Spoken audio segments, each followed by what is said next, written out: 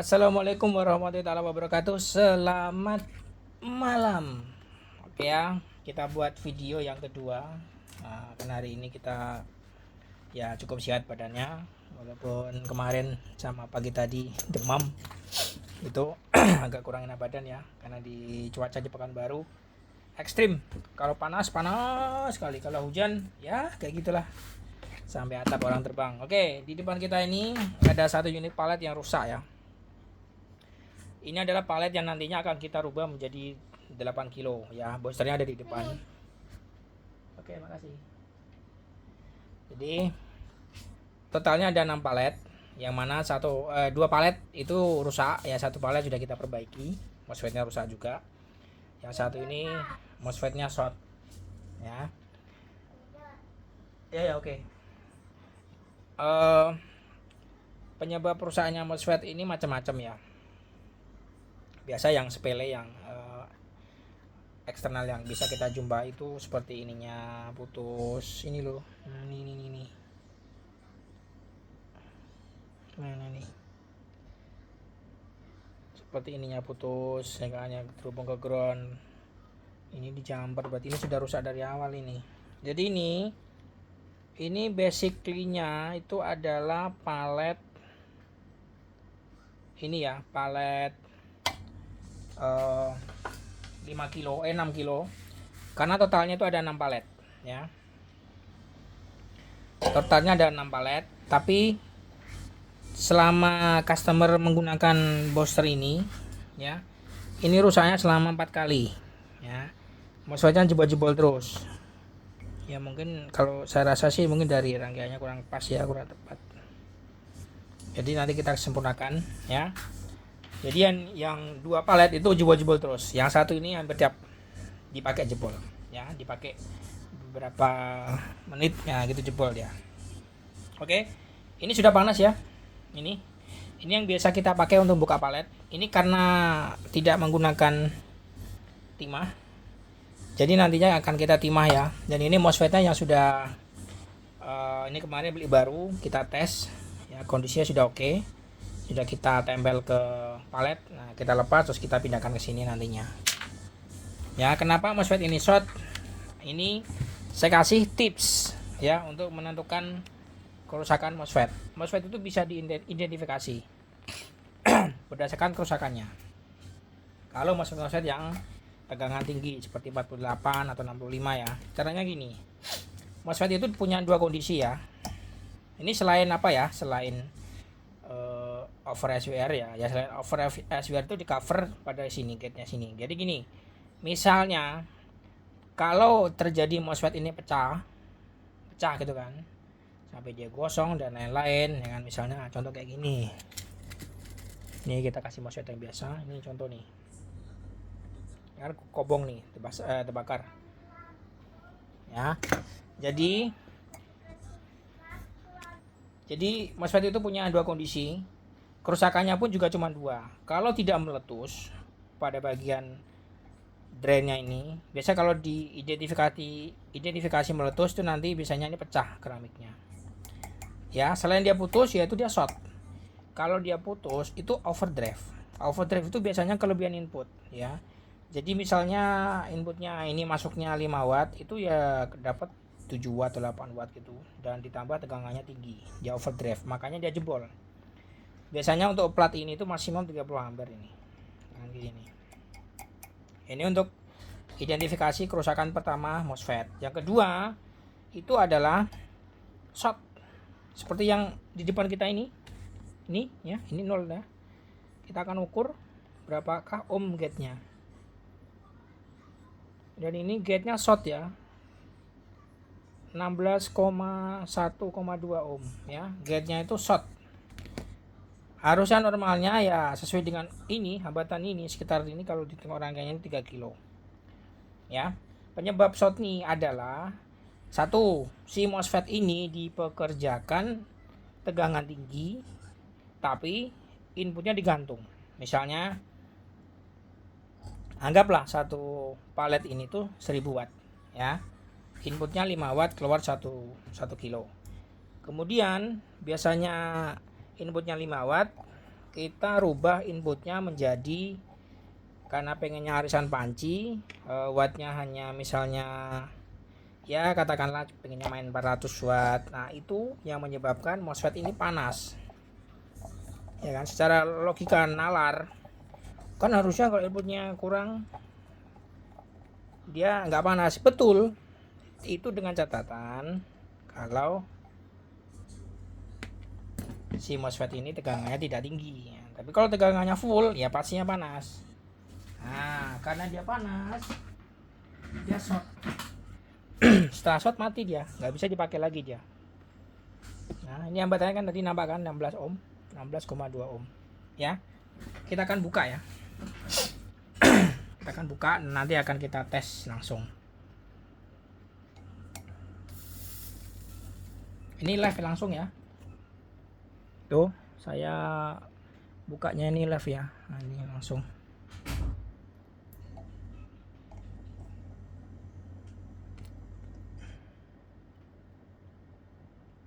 Dan nanti akan kita cor langsung. Untuk kaki MOSFET-nya langsung pakai timah ya, jadi tidak menggunakan apa ini. Tapi ya nanti kita lihat lah. Kalau nanti kita bersihkan timah yang lama itu, bisa kita ganti ini dengan timah yang baru. Maksudnya MOSFET yang baru ya, bukan timah yang baru. Ya kita buka satu persatu.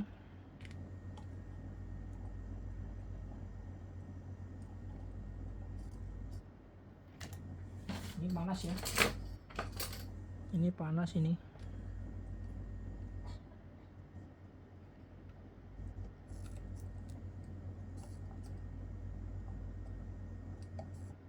Nah, oke, sip. Sudah terbuka. Tuh, nyangkut.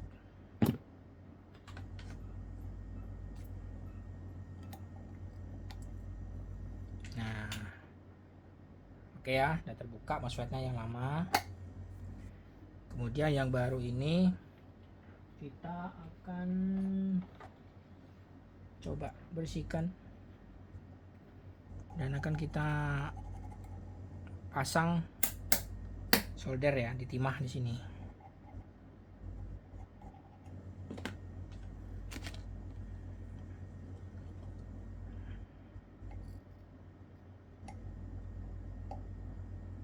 Ini udah mulai panas. Ini ingat ya, timahnya harus merata ya. Kalau timahnya tidak merata, nantinya panas dari MOSFET-nya ini tidak bisa merata. Jangan sampai ada panas belah.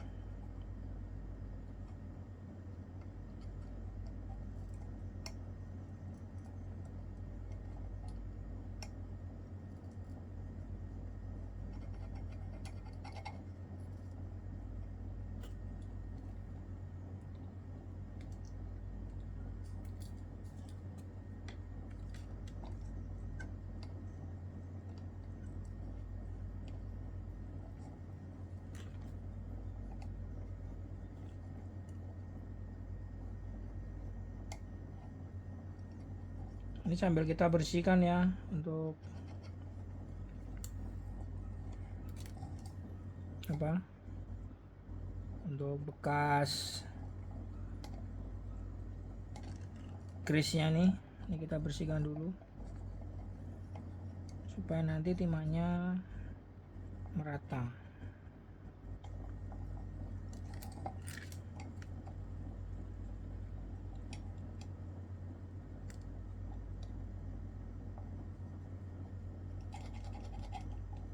Oke, udah ya. Ini berapa menit nih, mana tahu videonya terlalu lama.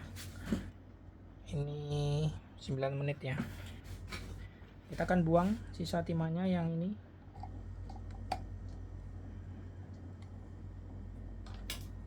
Kita akan buang cepat dan kita balik. Nah, udah terbuang ya. Udah mendidih ini rangganya. Sudah cukup panas.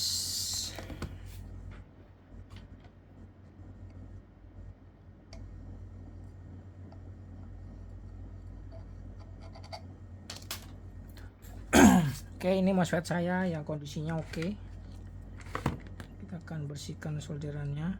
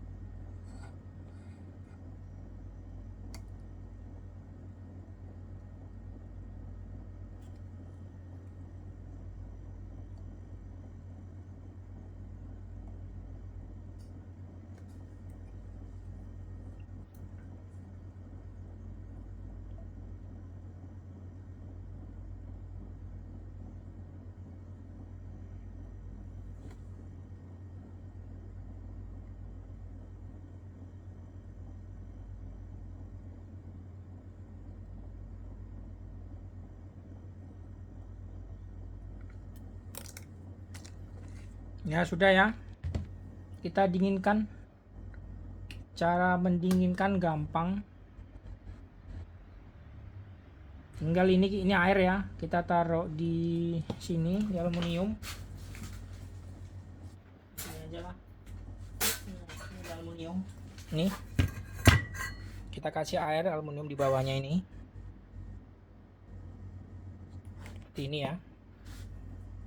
Kita cabut pemanasnya, heaternya kita cabut, kita paskan dulu komponennya, kaki-kakinya. Kalau sudah oke semuanya, jangan buru-buru dipasang ya, sembari kita pindahkan ke sini.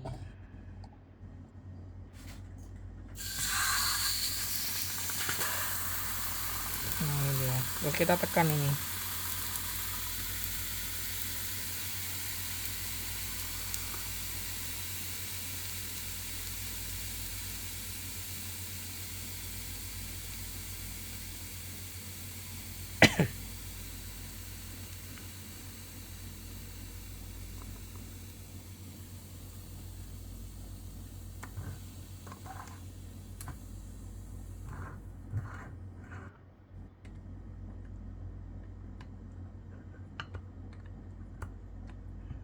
Ini panas banget ini. Nah, kalau sudah, sembari nunggu adem, kita solder ini. Kita skip dulu ya, karena videonya sudah 13 menit. Jadi ini tinggal pasang kaki aja ya. Nanti yang berikutnya kita lakukan pengukuran, habis itu tes. Oke, kita pause dulu. Setelah itu cuci pakai thinner ya, timahnya, paletnya. Ya. Cuci pakai timer, pakai thinner ya, supaya tidak ada timah-timah yang lengket atau kotor-kotoran yang lainnya yang ada di sekitaran kaki-kaki komponen pendukung ini, MOSFET, dan supaya lebih bersih lah tentunya.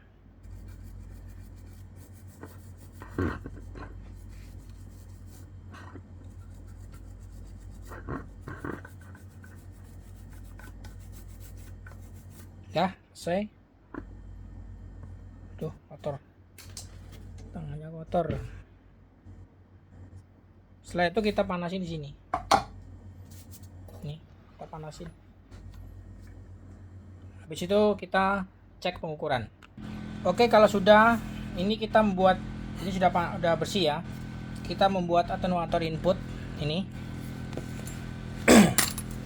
Ini R-nya 120 ohm kali 4 ya. Jadi inputnya 30, outputnya itu sekitar 4 watt. Itu bisa dilihat. Terus skala 30. Outputnya 4 watt ya. Inputnya itu yang kanan 30. Oke. Kemudian langkah berikutnya kita tes menggunakan tegangan paling kecil dulu, oke? Sembari kita ukur untuk VGS nya. Jadi supaya untuk miss saat pengetesan pastikan kita punya ampere DC ya. Kemudian tegangan ini gate-nya kita paling kecilkan ya. Nanti kita main di 1,2 sampai 1,4. Ini kita kecilkan ya, paling minim. Oke, udah. Kita pause dulu. Saya akan pakai power meter. Oke, power supply sudah on. Kita pakai tegangan paling kecil dulu ya. 14 volt ya. Kita akan ukur di sini.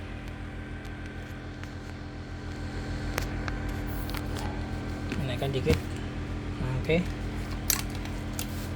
Jadi kita ukur gate-nya. Gate bebas ya, mau di sini pun boleh ya, nggak masalah ya. Ini 0. Nggak nampak ya, sini ya. Ya, kita ukur lagi. Silau. Nah, ini nampak ya.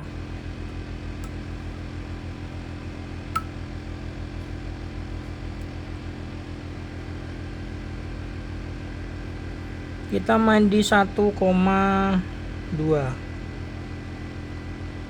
1,12.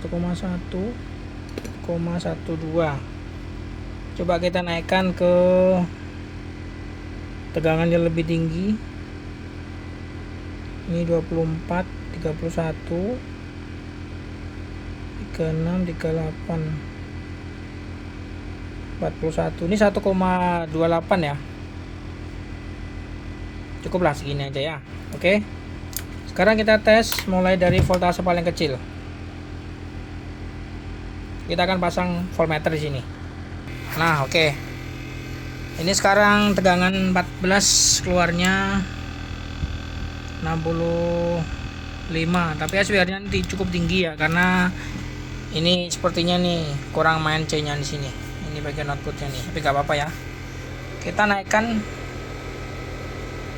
23,7. 23,7 masih berat ya. 210. Harusnya sih udah gede nih, harusnya. Harusnya udah gede nih. Oke, bentar kita cek ya. Siapa tahu konektornya longgar. Oke, sudah kita cek ya. Udah, konektornya tidak ada yang goyang. Memang bawaan dari paletnya sendiri ya. Sebenarnya ini minta C ya. Kalau kita kejar pakai C ini bisa. Ini biasanya kurang C sekitar 6,8 sampai 8 piko aja nih. Jadi kita kasih pendek segini. Ini pasti udah matching nih. Ya, tapi kita tetap pakai orinya dulu ya. Karena kawan-kawannya itu tidak ada kapasitornya yang ditambah. Jadi kita tetap pakai yang orinya dulu ya. Nggak ada masalah sih. Oke, tegangan 3 volt. 3 volt. Outputnya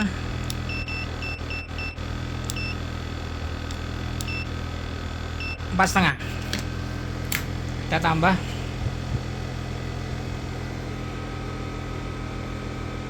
42. Kita transmit ya. 42 volt. 42 volt ini dia.